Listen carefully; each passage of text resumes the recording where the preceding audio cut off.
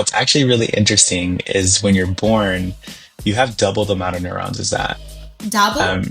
Double creates this drive to um, achieve something on some level.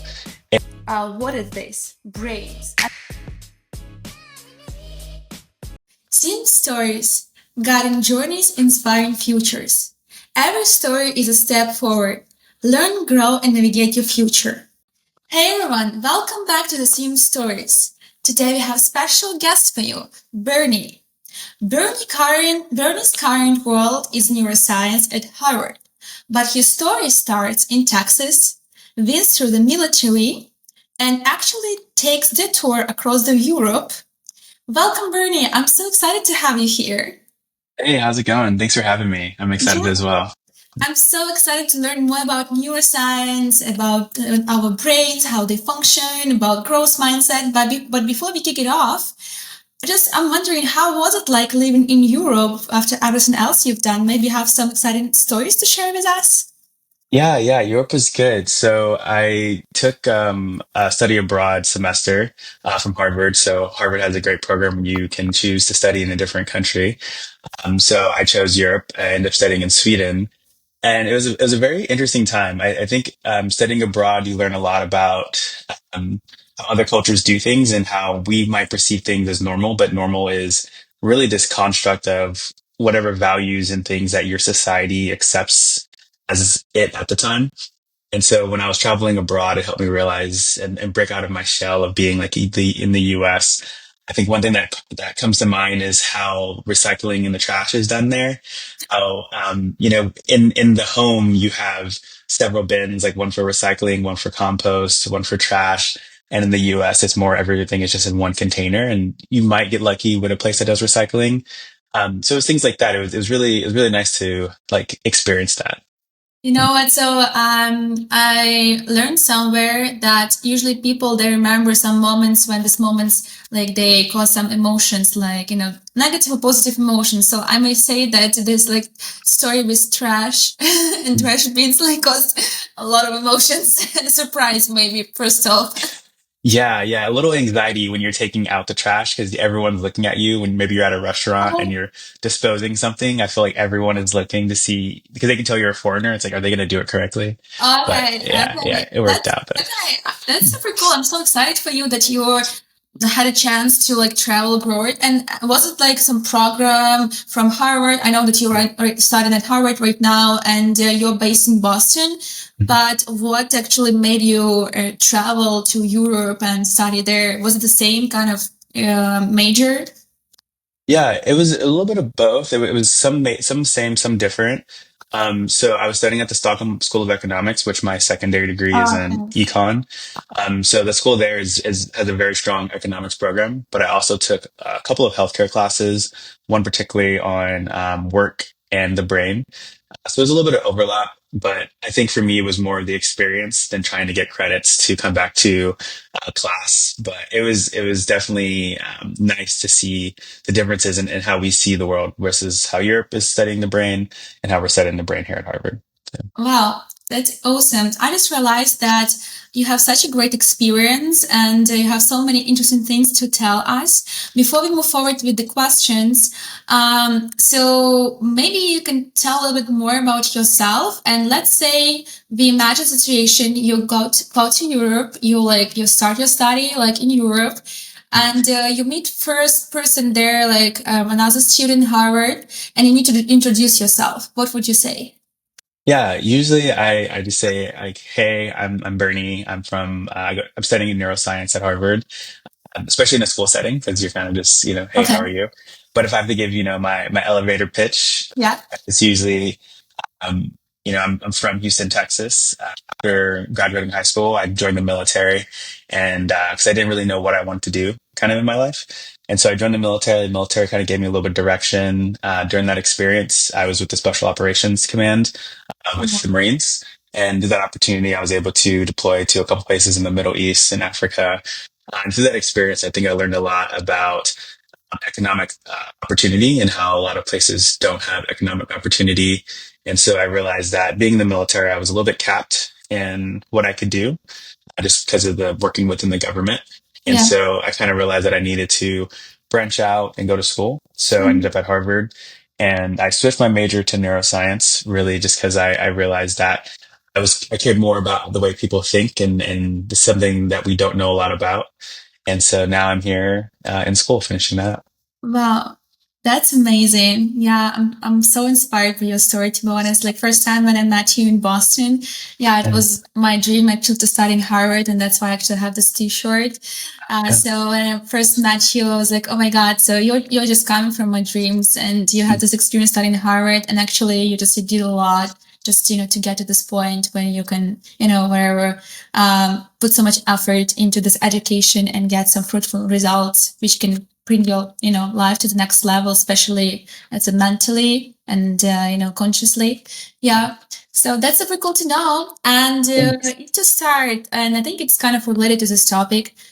Again, I think I heard somewhere from social media. I'm not sure whether it was a trusted resource. That's why I decided to bring this question to this conversation, because I trust you and I trust your knowledge. You're studying Harvard. So that the moment when we meet new people and we are having new experiences, we are traveling, trying new foods and new places, it kind of wakes something up inside of us, right? And also there is such phenomenon as dormant genes. It means that some of your genes, they can stay in dormant state until you get some new experience, and then they become awake, and you can just actually have another level of potential in your life. So since we're talking about growth mindset, potential, belief, and self-development progression, maybe you can elaborate more on this. Was it a myth or it's a truth? Yeah, yeah. So there's a lot of truth to it. I think I would just rephrase it a bit. Okay. Maybe less of the dormant genes because that is a thing. But I think in this case, it's more of the expression of genes that you have.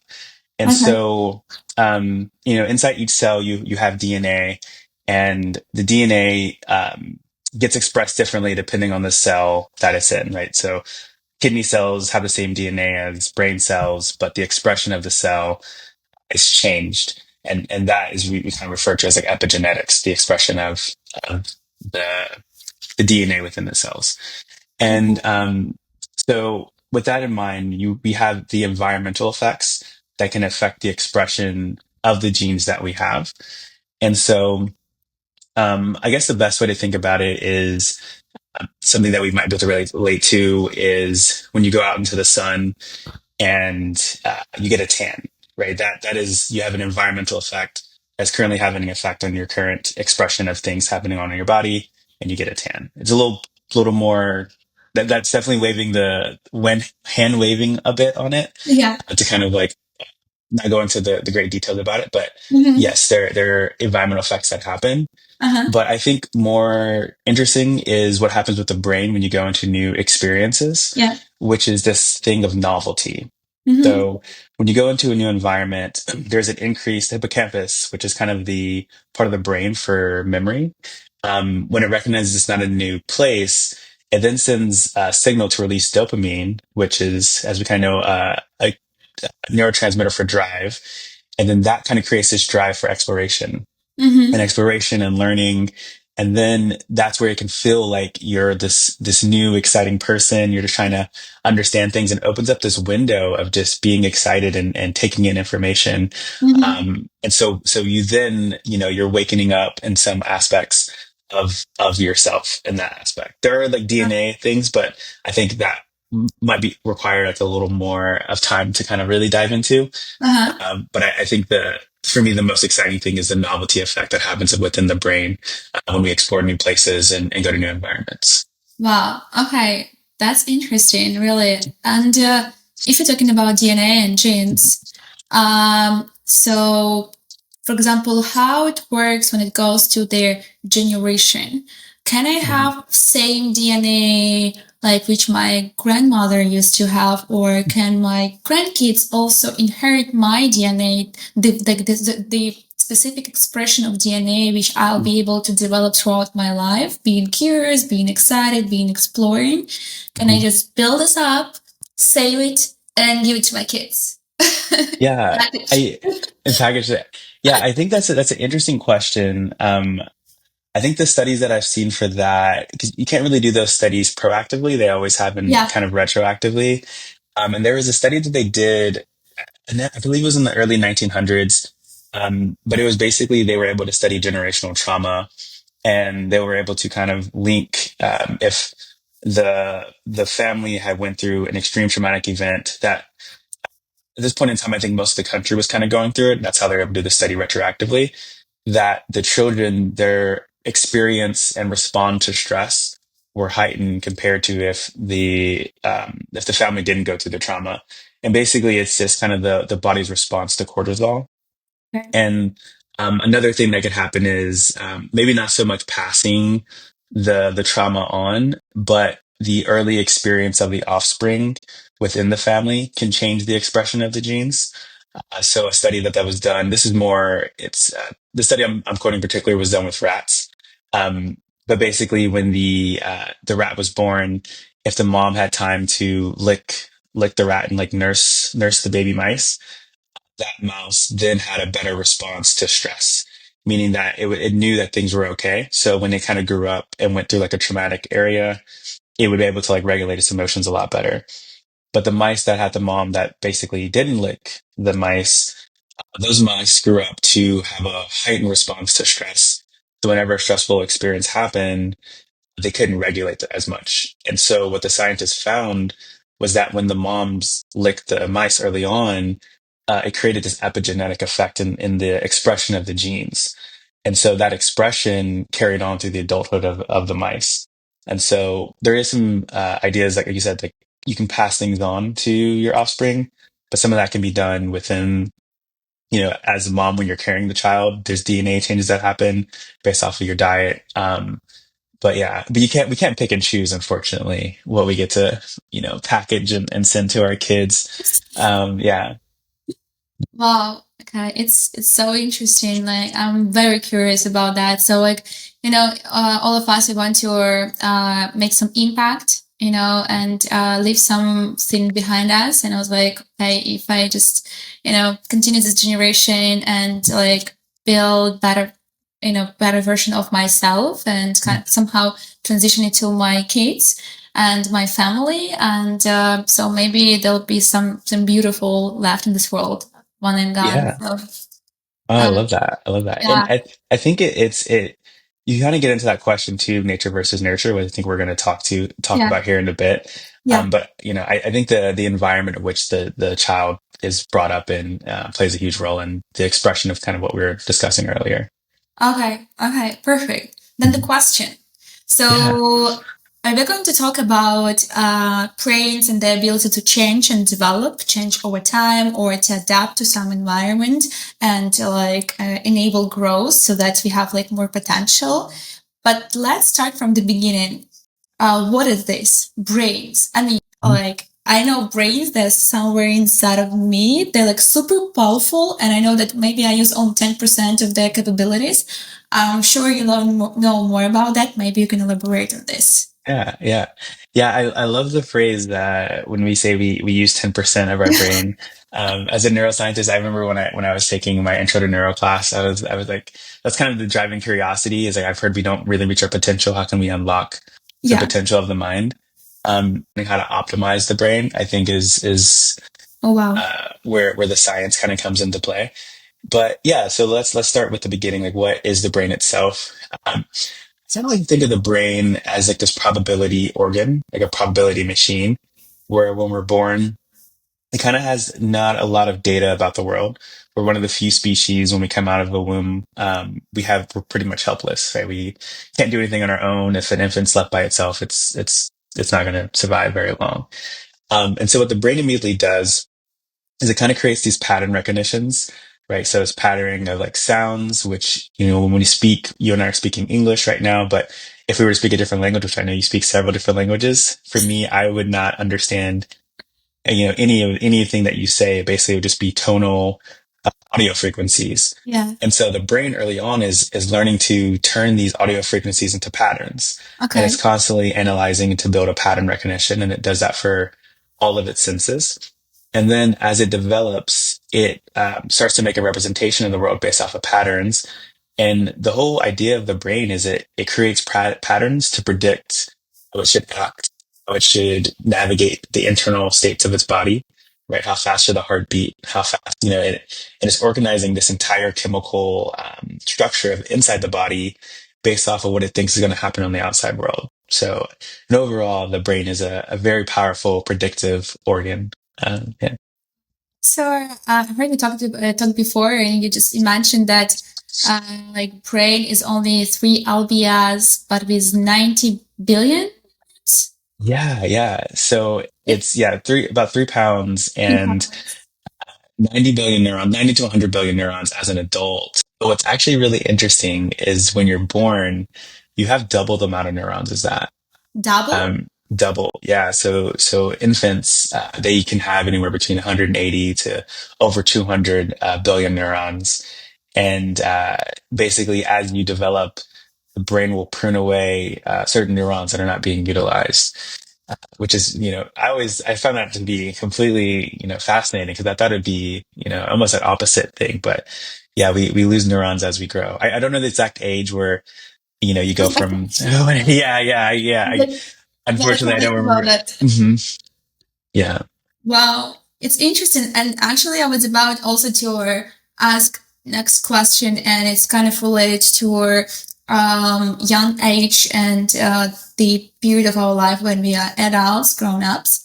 So, like, how much of this ability to grow, develop, and I don't know, create new neurons is wired in already when we are born, and how much of this is adaptable?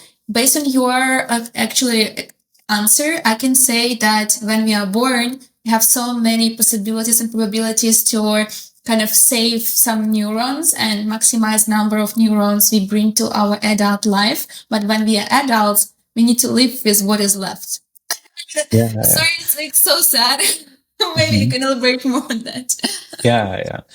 So, I think the losing neurons from childhood to adulthood from that 180 to 90 is healthy. So I would say we're not trying to prevent that aspect because that's something that is not terrifying. Is totally normal and fine. Now when you get to Alzheimer's, if we wanted to dive into that question where you're actually losing healthy neurons past this point in stage where people are getting Alzheimer's disease and then you get dementia from Alzheimer's, that's a different story. And that's something that is very, we want to avoid that as much as possible. But I would say from childhood to adulthood, that loss of the neurons that we're talking about is totally fine. It's not something that you have to concern yourself about. But I guess is this something that you wanted to ask me about, like the neuroplasticity? Is how when you're younger, that those increase of neurons allow like the better learning compared to Yeah, like adulthood, for or example, I was always curious why it's so easy for kids to learn new language. So they're like they can just listen to the language their parents speak and they Mhm. just grasp this like idea just of speaking language, and then they listen to Yeah, other group of people and they're speaking another language and they also start talking another language. And when you're a kid, you can actually at the end speak 3 languages and without too much effort. You should not go to university like as my exam I am situation and spending 9 years learning something or 10. yeah. Right, Yeah, so yeah, that's a great question, and sometimes it's frustrating because I love learning new languages as well, and it's I wish I had that skill. I see a kid and it's like they're like a sponge; they can just absorb it, and you're like, oh, I have to work so hard for this. yes. Um, yeah, so the answer really kind of comes down to, at a young age, the brain is really primed for learning, and it's really like a sponge. And so what it means is that there doesn't really have to be effort for the brain to learn because it has nothing to base a pattern analysis off of. And so it kind of has this blank slate, and so the brain is it's seeking pattern recognition, like very, very hard. It is like, I'm trying to find these patterns. And this is happening, beyond the conscious awareness. So the child, the kid, they're not having to consciously, learn like, hey, and the, and all these words. The brain is kind of doing it on its own. And so it's kind of subconsciously happening for them. And so their ability to do it is going to be a little bit higher than ours. And then as an adult, you can still learn it, but it's because you have all these patterns already built in, it requires a more intentional kind of like sit down, focus, and we can still learn it, but it just requires tremendously more effort than it would for a child. And there are different things you can kind of like hack into for the brain, like exercising before learning, how it creates this, I would call like an osmosis period, but a period of like enhanced learning. Um, Interesting. I didn't yeah. know that. So like if you Mhm. go into some exercises and then go back and continue study, so you have like more energy for that. Yeah, so this was the study came out of I think Wendy Wu's lab at NYU. She's a neuroscientist. She did these studies during COVID, but basically, if you do some exercise, mostly I think her studies were looking at cardio. But if you do cardio and then you learn after cardio, your ability for memory retention is increased by like a drastic amount. I highly recommend trying it. I did that when I was trying to learn a language. I would do some cardio and then try to learn. There are a few different levers of what's causing it, but the main thing is when you exercise, you create this your body's ability to pay attention and to focus. And so after exercise, the brain is kind of primed for absorbing information within the environment. Wow, interesting. And actually, it somehow clicks with me because so let's say so today is actually like Friday. Today is the end of the working week for most people, right? Well, like starting week, busy week, actually, just Uh, first day before the weekend, right? And for example, it's Friday. I have free evening. And I was like, oh, it's a great time to learn something. I have like piano. Maybe I should play piano, or maybe I should like learn German or read new book. And I'm thinking about that. I have so many ideas, but I'm so exhausted after my working day, my working week. I'm like, oh my God, it's like 7 p.m., but I don't have any energy. mhm. Yeah, What can stimulate my, I don't know, desire to do something? I want to actually have the desire and I have discipline, yeah. but my body's just like, no, Kate, let's go and spend some time watching TV. Yeah, that's a good question. So, hearing that first off, I would say that the chemical that is most responsible for this is dopamine. So, dopamine is this chemical of drive, less of pleasure. I know, I think in earlier literature, people correlate dopamine with pleasure, but they can actually be completely separate. But typically in a healthy brain, there happens, usually if there's a release of dopamine, there's a release of pleasure, but for the sake of argument, we keep them separated Yeah. for now. Mm-hmm. But I found ways to increase dopamine, and I think the fastest way to do that when you've had kind of a long day is actually music.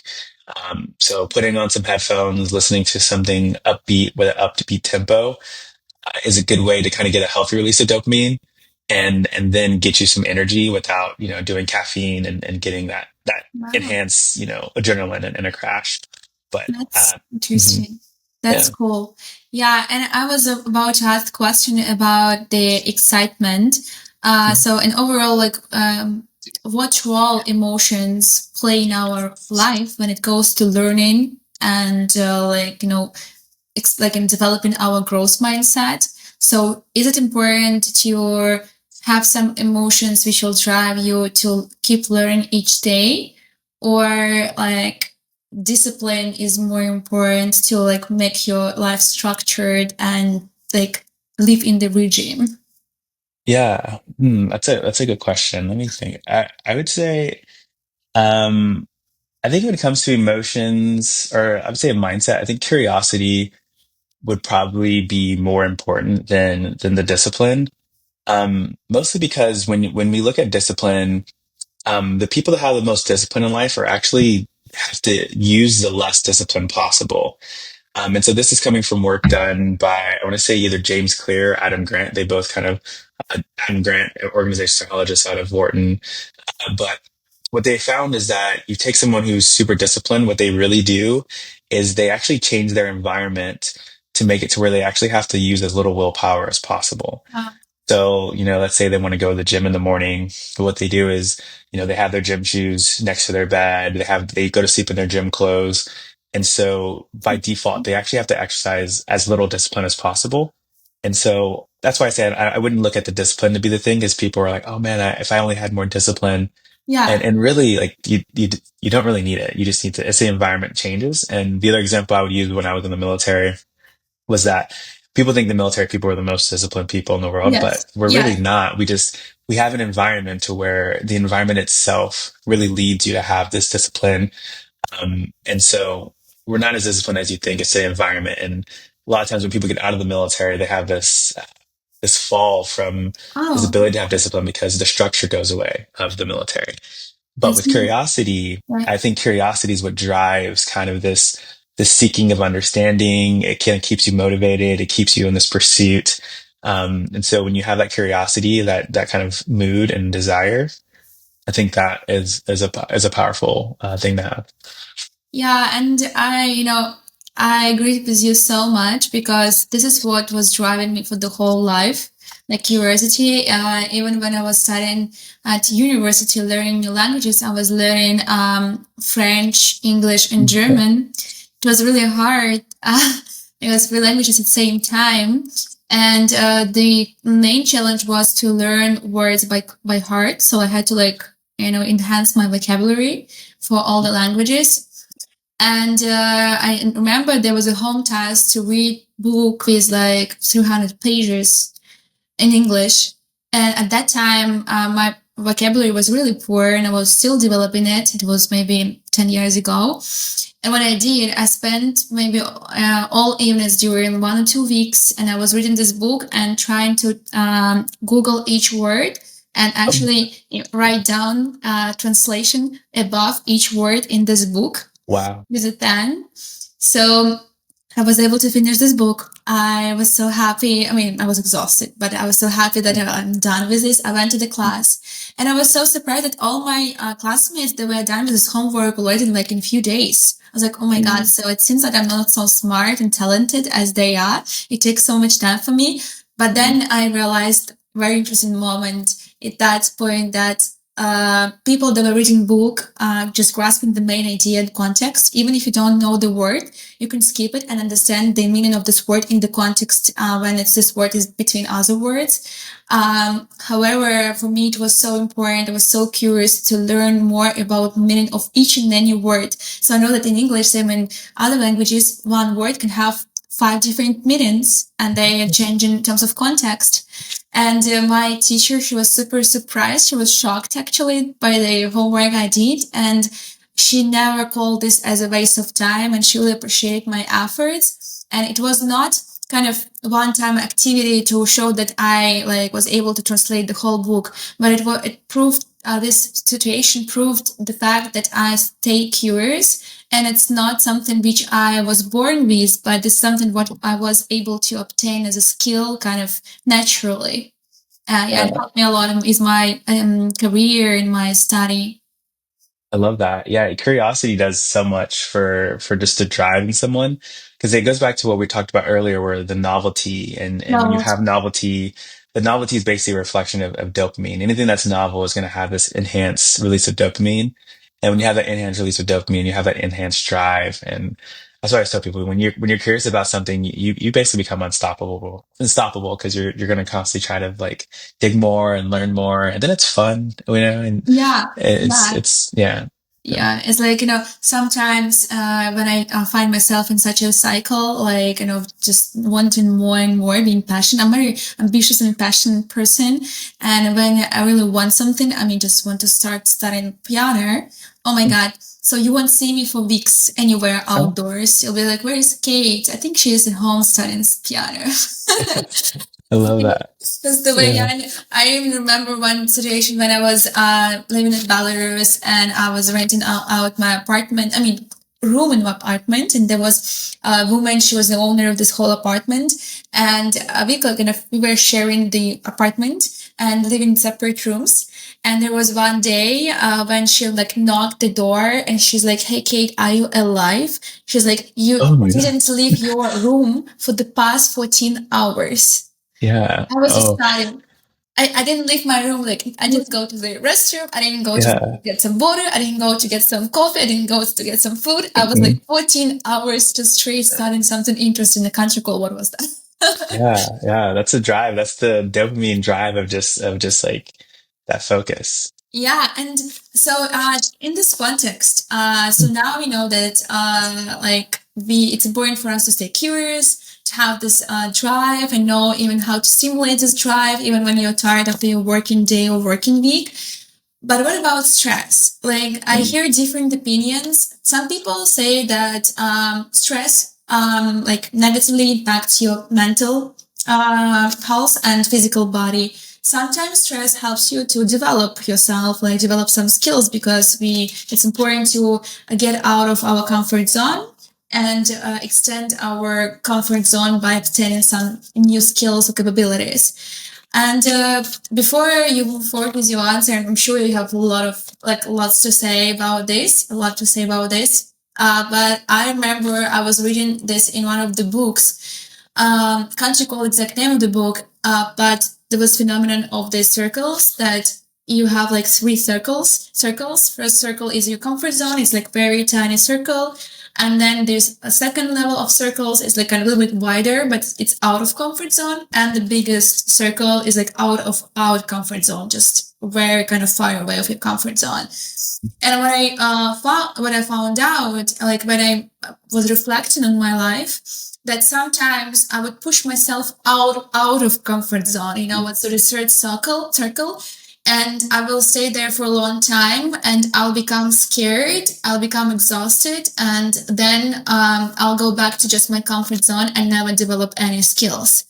So, and then I was like, oh my God, maybe when you take on some challenge, you need to make some assessment evaluation, like how much you should take on right now, like how far away you should step, like right now from your comfort zone, and take it kind of as a gradual process, not jumping into something super difficult. For example, and from my experience, recent example, like I was studying, I've been working in tech for like last 10 years, and I know a lot about like different, technologies and industries and development process applications. But I never had a deep dive into the like architecture and really low level technical details. I had some courses 8 years ago, Java programming, but it was a long time ago. And then last year, I actually took on the program study solution architecture program. And it's this program, it lasts like 6 months. And now on my month 5. So I'm almost done. I need to do the graduation work. But this essay school, it was out of my comfort zone. I was so stressed, and I was like, never, ever again. I'm able to go through this, but in this process, I don't have any desire right now to like continue learning this. I was like, it's too much. And you know what? It means that I don't get any benefits from this, but at the same time, like I become stressful and want to like just quit this and go back to more like comfortable zone. So what are your thoughts on this about stress? I know you have this experience serving military and then studying Harvard. I'm sure it's stressful. So Yeah. Stress is this interesting kind of phenomenon that it has some benefits, but it also is a double-edged sword, I would say, when it comes to stress. So some of this information I actually got when I was studying abroad in Stockholm, one of the classes I took, and then I'm taking a class right now about emotions here at Harvard. We looked at some research and studies on stress in the brain, and so kind of what you find is that there's this healthy level of stress. And so when stress is kind of first introduced into the body, it works out well for memory. The hippocampus kind of comes online, and your ability to absorb information and to learn kind of goes up when stress is at this kind of, low level. And then you also get this drive to do things because when you have a deadline, you tend to have this yeah, increase of adrenaline and things like that. And it kind of gets you moving, gets you going. And so that's the healthy kind of stress. But then what you can have is what we call chronic stress. And so when the cortisol kind of gets released in the body and it doesn't get downregulated, and adrenaline goes up, norepinephrine goes up, it doesn't get downregulated, these chemicals become toxic into the brain, into the body. And so the body doesn't learn to kind of relax and to breathe and to kind of like reset itself. And so then you kind of start to have these long-term effects on the body where now a person has a heightened threat response. to where, when cortisol does happen in their life, so they get scared or something perceived as a threat, they're not able to kind of just like down regulate it as they would normally. Now they're going to stay heightened. They're going to have these intrusive thoughts more often, and they're going to kind of go to this cycle. And so stress is this hard thing to navigate. So I'd say we should seek things out of our comfort zone because it helps with some growth. It helps with learning about ourselves and what we're able to do. Because as I said before, the brain is this probability organ, this probability machine. And so everything we kind of do in our life is a reflection of what we've done in our past, of what we know is possible for us. And so, meaning that when you step out of your comfort zone and you do something, you now have more evidence of what your new limit is. And so that new limit now allows you to kind of like go an inch more and then an inch more, an inch more.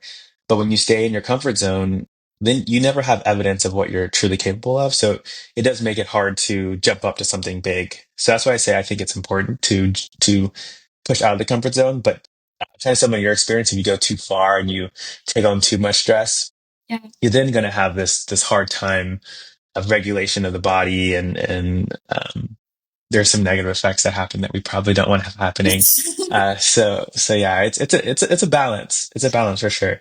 It's a balancing. Wow, it's interesting. And it's like since we talk about stress, do you know what is the difference in brain like for people who play it safe and people who keep taking on different risks and try to actually experiment with their boundaries in life? Yeah. Oh my gosh. So there is a podcast that was done with Andrew Huberman and David Goggins.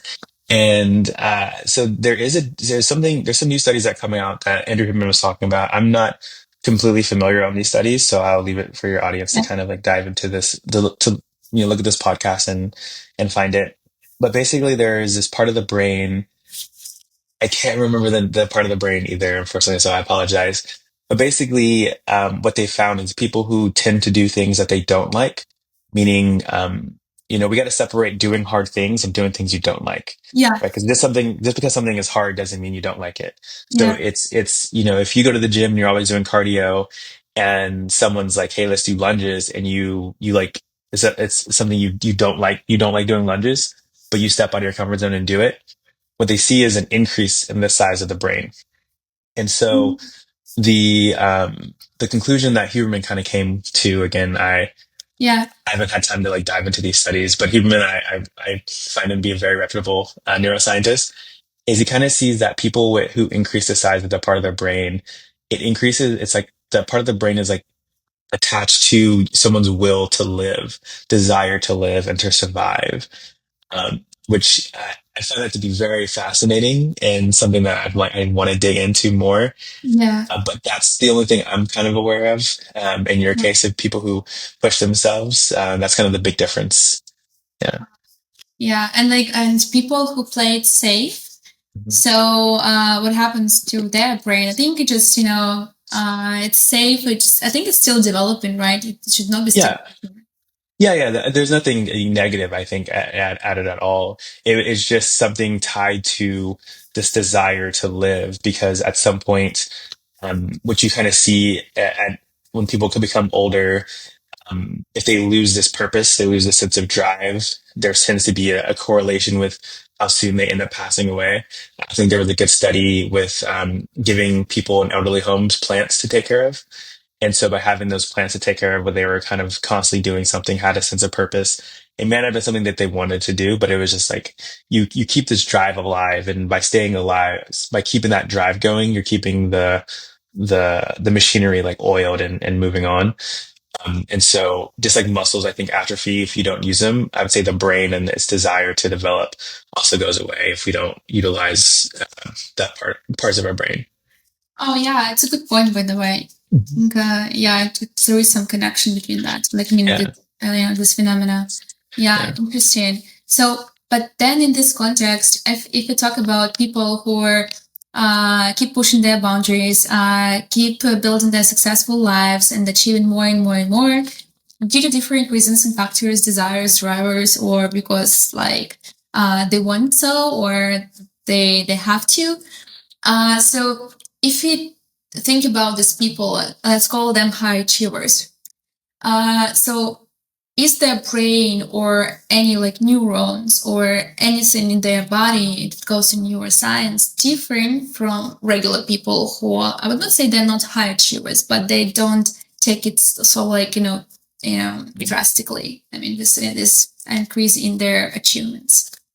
Yeah, I think when I think about high achievers, I think the difference goes down to when we look back at like the probability machinery that happens in the brain at early age. So I think one there is no real difference between high achievers and regular people. I think it's the environment that creates the Yeah. people that end up achieving. Because I think on some level, high achievers become high achievers because they are put in a particular environment, and that environment can kind of like enhance their desire to work towards a different thing. Maybe early on in life, their parents kind of pushed them a certain way, or maybe there's some trauma in their life that they're running Um, from, and they then achieve in a certain environment. So I think neural like from the neuronal level, I don't think there's much of a difference, mhm, but I think their interpretation of the environment kind of is changed, and it's mhm. changed based off of an upbringing that they had or an experience sometime in life, that creates this drive to um, achieve something on some level. And it could be, I think, in sometimes where I've seen it, it's can be almost like a negative thing, right? Where you put yourself in this bubble where if you don't hit this mark, you then don't have any value for yourself, or you don't think you'll be loved, or you don't think you'll be accepted. And so they then have this drive to accomplish something in order to create this acceptance. And that's not every case, of course. I'm just saying that there's usually an environmental effect for the high achiever. I don't think it's something that you're born and then it's like, hey, you have these neurons, and now we know from birth you're going to become this high excelling child. I don't think that's the case. There's a really good book by Adam Grant called Unhidden Potential. It's actually in the back. You probably can't see it. I actually have it in the back there. But the whole premise of the book is him looking at these people who achieved these great things in their life and realizing that they're normal people. Like there's nothing that separates them, and typically um, there's some social thing that happens that helps them to be successful, whether they're a part of a team, they learn something. It's usually not the individual that we find that makes them a high achiever. It's a collective environmental effect for them. Interesting. That's super cool. But what about people who have this disease? It's called autism. I keep hearing these people with autism. They have some extraordinary abilities which make them different from other people. Like, will it build anyway? Does this disease actually impact brain of these people and change their Yeah, life? it does. I don't have it's not something I study for, so I can't Yeah. talk about it, and but there is some differences, and yeah, I can send you some research Yeah. to do some digging, but that is something that I definitely haven't looked into Okay. as much as I like to. Okay, perfect. Okay, yeah, agree deal. And actually, I would love to share the list of the books you recommend to read into Oh the yeah, audience and like of the podcast. So I'll add this to this video recording so that people they can also leverage this knowledge and learn more about some concepts through these yeah. materials. Yeah, I Uh, want to say one thing real quick. So we were talking about high achievers. There's another book I recommend. It's called Why Greatness Can't Be Planned. uh-huh. Basically, it's just one thing I would just probably leave the listeners with is that people who end up becoming, and I don't want to call them high achievers, but people who end up accomplishing something great in their life, um, it's really like a luck thing, right? It isn't like this driven thing where they had this focus since childhood and they were like, I'm going to become this XYZ thing. And they get that. Like that might happen to a small percent of the population. But this book that I recommend, this author does this good job of all these case studies that these people, it's kind of like they were just following different curiosities in life. And then based off of something that they'd done in the past, it then helped them for something in the future, but they never planned for that to happen. It kind of inadvertently happened. So an example is like Steve Jobs. When he was Yeah. in college, right? He learned calligraphy, but he never learned calligraphy because he was going to use it. He just loved calligraphy. And then he ended up using that for his fonts Yeah. when he did the Mac. But it's things like that where we do something we don't realize the impact will have in the future. So, Wow, yeah, that's interesting, and I totally agree with this. And when you were, just providing this huge detailed answer, and thank you for this, my question. Like this idea came to my mind, like it, about when you like stay curious, you develop yourself and you have some goals in your life, right? But what was driving my life, and what was giving me energy is more like anti goals, so-called anti mm, goals. So for okay. example, like my mom, she's a baker and she's successful in this industry, and she's like very famous in her city, and she's doing great things. She was able to achieve success in her career. But when I was a kid, I never knew what I would do in my life, but I kept saying that, hey mom, I would never be wearing this dirty, I mean, in cream clothes as you do when you are cooking something. I'll be going like, I will be wearing some suits and going to the office in the city center. Yeah. So I was like, just it was more like anti-goal. I don't want to wear this kind of outfit when people who like cook something, and I don't have anything against this. Just the only it was my whatever child idea as a kid. And then when I was, thinking about my future career and overall my like future life, this anti goal was driving me to the point when I was like, okay, I think it seems that I want to work in the office. I mean, office Mhm. environment. Yeah. Yeah, so that's really interesting. I don't think I've heard the term anti-goals, but what you said that sounds really interesting is this term of like identity is kind of what I'm hearing. And from the research that I've seen, when we take on an identity, it's one of the strongest drivers for someone, for I wouldn't say for them to be successful, but for them to follow that path. And so I'll use an example. Let's say you want to, stop drinking, right? And so your friend's like, "Hey, do you want to drink?" You're like, "No, I'm not drinking." And that, they might still pressure you when you say I'm not drinking, but when you say I'm sober, like, "Hey, no, thank you, I'm sober," Yeah, that changes it. It's like this dynamic change of identity where people I are like, know "Oh, this. Yeah, it's like, okay, they see you in a different way." And so when we yes, identify ourselves with a certain kind of persona or a certain identity, it's yes, it's like this subconscious effect that's happening in the mind where it's going to kind of start putting all these pieces into place and pay attention to things to kind of create to embrace that identity. And that's why words that we use for ourselves are so important. So I'm not running, I'm a runner, right? So you try to like create these words for yourself with identity.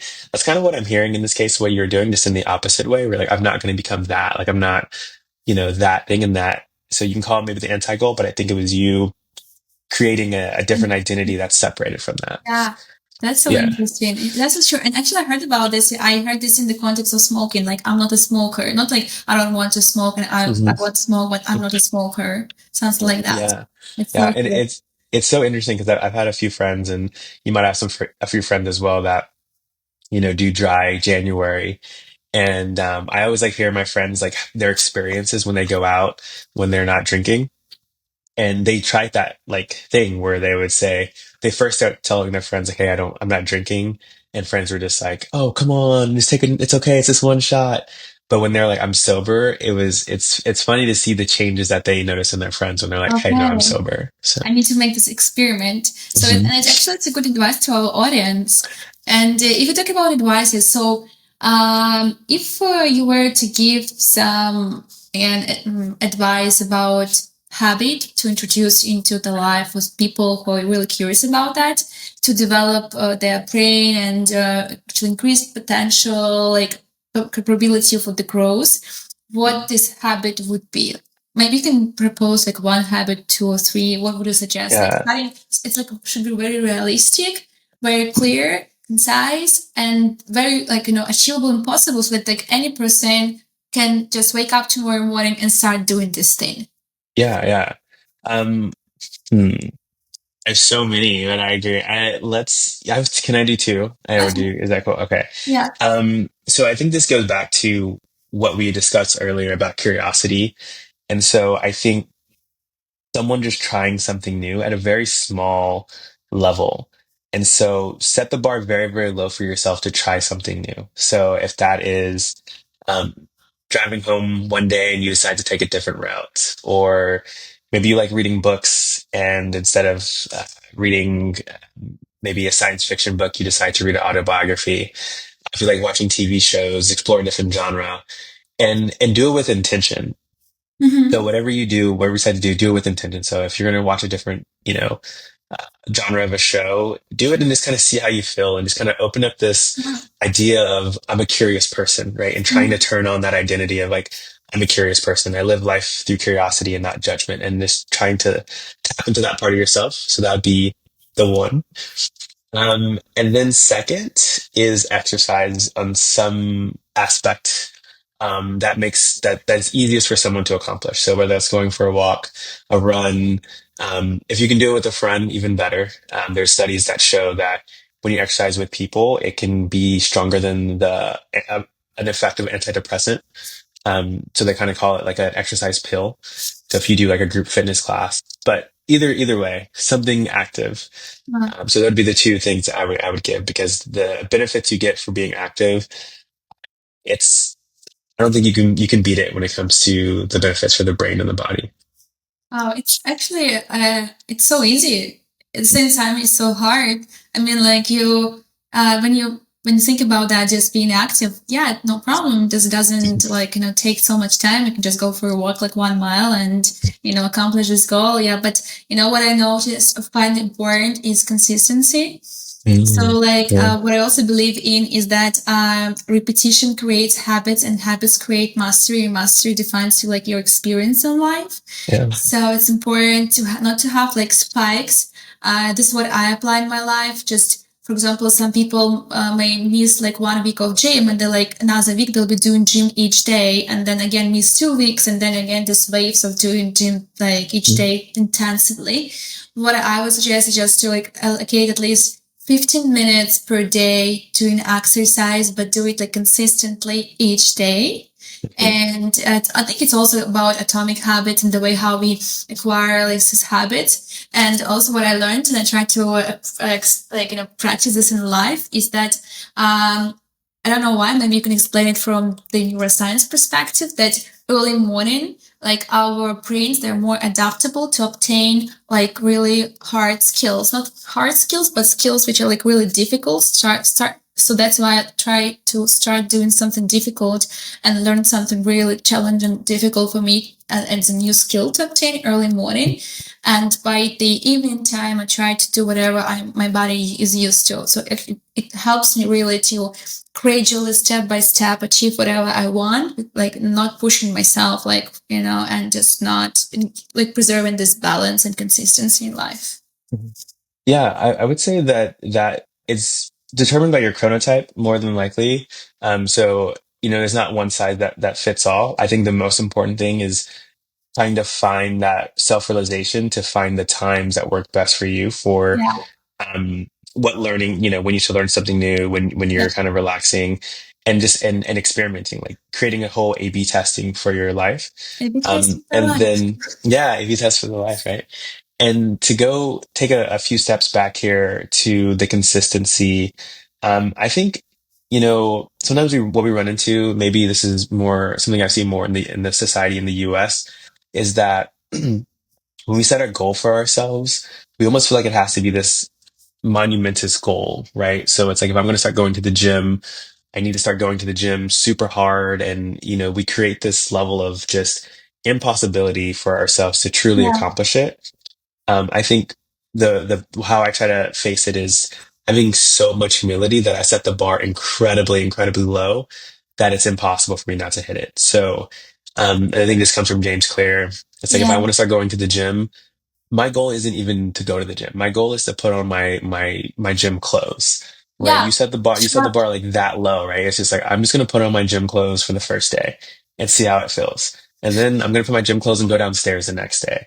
And then all you're trying to do is just like you just add, I mean, you set the bar just like so low. Yeah. And then the goal at the end is to go to the gym. You don't have to set the goal at the very beginning to get to the gym, right?